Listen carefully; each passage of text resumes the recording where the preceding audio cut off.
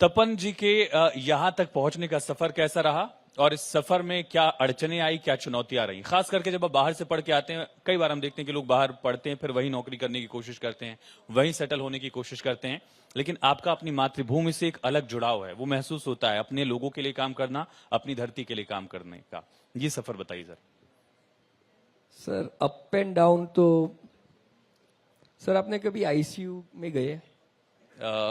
Unfortunately मैं एक बार Covid में गया था, मेरे बहुत क्लोज थे, वो नहीं है। सर, वहां पे एक लाइन चलती रहती है, आपने देखी होगी। अगर वो लाइन ऊपर नीचे होती है तभी आप जिंदा हो, अगर फ्लैट हो गई तो आप जिंदा नहीं हो। तो अगर लाइफ में अड़चन और उसके बाद अगर सक्सेस नहीं आती तो आपको सक्सेस का मजा नहीं मिलता, और अड़चन के बिना आप कुछ सीखते नहीं हो। तो सर, वो सब आती रहती है, but I feel it's a learning phase. जैसे हमारे प्रधानमंत्री जी बोलते हैं, आपदा में अवसर। तो वही आपदा में अवसर ढूंढने का एक जो माइंडसेट है सर। बाकी अड़चन, मुझे कोई अड़चन अभी तक ऐसी लगी नहीं कि आप रुक सकते हो। अगर आप रुकते हो तभी वो अड़चन है। तो कॉन्सेप्ट कहां से आया SSW का और कढ़ाई से जोड़ने का? सर, कढ़ाई मशीन का बिजनेस तो मैं 2007 से कर रहा हूँ। बताया आपने। मल्टी हेड एम्ब्रॉयडरी करते थे जो सिर्फ इंडस्ट्री में चलता था। पर ये जो हैदराबाद विजिट के बाद जो लेडीज लोगों ने जो कॉन्सेप्ट दिया, बस वहीं से मैंने स्टार्ट किया।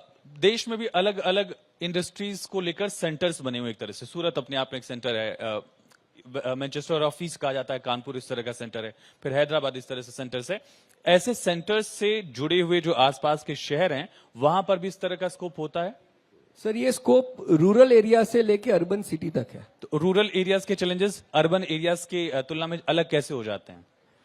सर, अर्बन एरिया में इतने वो प्रॉब्लम्स नहीं आते, क्योंकि वहां पे हमारी इजीली एक्सेसिबिलिटी हो जाती है। अगर हमको ट्रेनिंग देने जाना है तो भी हम इजीली जा सकते हैं। कनेक्टिविटी, कनेक्शन दोनों आपके पास ऑलरेडी है। हाँ। बट रूरल एरिया में दो इश्यूज आते हैं, मतलब वो इश्यूज भी नहीं कहा जाता है। उनके पास थोड़ी education level, but education level ना होने से उनका ज्यादा फायदा है, वो बहुत इजीली ग्रैप्स कर सकते हैं, क्योंकि उनका वो क्या बोलते हैं, क्लैरिटी है। हाँ। और प्लेन पेपर पे आपको कुछ भी लिखना है, आप लिख सकते हो। तो रूरल एरिया में ये ज्यादा चलता है।